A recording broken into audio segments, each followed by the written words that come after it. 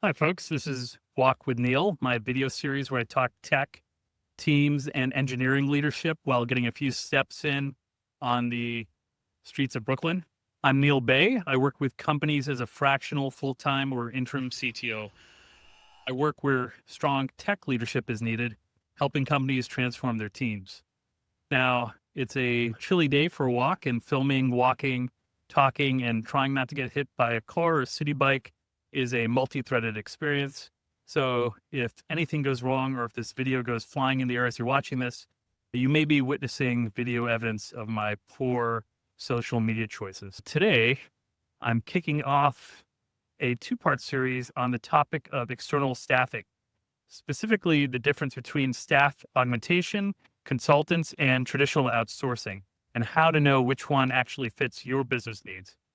This is a critical decision for any engineering leader, because if you choose the wrong model or treat them all the same, you can create friction amongst your team, delay your projects, or end up with long-term tech debt, which undermines your overall technology strategy. So let's start with the basics, because we can't assume everybody knows the differences. I would categorize the available options as three different types of external staffing models.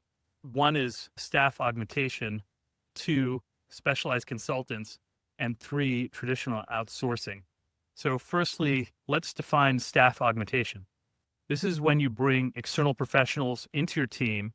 They attend your meetings, follow your workflows, and deliver alongside your full-time employees. You may manage their day-to-day work, but not their career paths. That's usually handled by the partner company you work with, which ideally provide behind-the-scenes coaching, check-ins, and support for their staff. Second, we have specialized consultants who are typically brought in for insight on more targeted tactical problems. You might hire them to evaluate your cloud strategy, lead a migration, or solve a security or architectural challenge. To be effective, those type of consultants usually need to engage with your internal teams, interview key stakeholders, understand your workflows, and tailor the recommendations to your company's specific needs and strategy. Fractional executives like a fractional CTO may fit in the middle of these two categories, but we'll save that for another video. Third, there's the traditional notion of outsourcing when you give an external vendor or agency full ownership of a project or function. You're not managing the individuals, and you probably might not even know who those individuals are. You're really focused on the outcome. It's usually a handoff model where deliverables matter more than the process. Each model has its place, and it's also likely you may operate with all three approaches in parallel. Staff augmentation is perfect when you need to scale fast, but you don't want to be spending months interviewing full-time candidates. I've found it's even useful in leveling up the skills of your internal team. Project-based consultants are ideal for targeted problem solving, especially when your team is too close to a challenge to see the problem or solution clearly. Traditional outsourcing works well when you're at capacity or budget strapped and need to move something forward independently of your internal bandwidth. Focusing in on traditional outsourcing, I'd say there are two different ways companies tend to approach traditional outsourcing.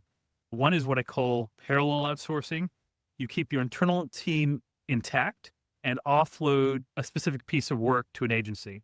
It could be something like building a mobile app, handling a data integration, or providing ongoing support for your team. It's additive. The other is what I call replacement outsourcing, and this is when you're actually scaling back your internal headcount and relying on a vendor long-term to fill that function. Now, the second model can make sense when budgets are tight and is often a cost-effective way to keep things moving, but it comes with trade-offs. It can impact morale on your onshore full-time teams, especially if they feel like investment in domestic staff is being deprioritized. It can be a telling signal about how leadership is thinking about long-term talent investment, or even if the company's growth prospects are shrinking or growing. If your company is doing this, they're often valid business reasons, but it's worth reflecting on what signal it may be sending to your internal teams. Hence, my big tip of the day, as I've seen it happen numerous times, when outsourcing is done without internal technical oversight or controls, vendors tend to optimize for speed of delivery, not maintainability, not customer experience, and they're often not long-term aligned with your architecture. Also, they may be just doing exactly what was asked, but without context or the market experience to suggest better alternatives. When the project ends or priorities shift and code is brought in-house, your internal team is left trying to untangle a really complex code base that you didn't write with little context and sometimes no documentation. It's more or less a flaw in the arrangement and the incentives of that setup. So that's why I strongly advocate for ongoing architectural and code reviews from your internal team, ensuring documentation makes sense. That will keep your external delivery aligned with your technology standards and long-term roadmaps.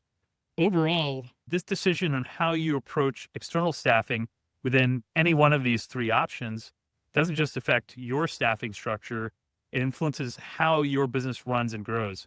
In short, it's not just about what gets built, it's about how and whether it will actually serve your business in 6 months, a year, or beyond.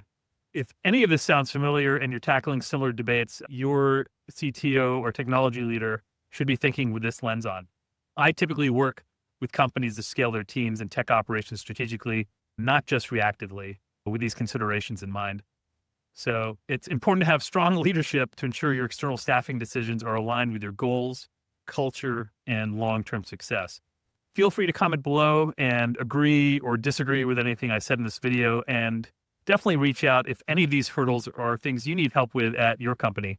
And hey, looks like we made it through this walk without getting hit by a car or a delivery guy on a bike. So I'd say we're off to a great start, and I'll catch you next time for part 2, where we'll dig into team augmentation and how to do it right and how to avoid scaring your internal team and what to look for in a great partner.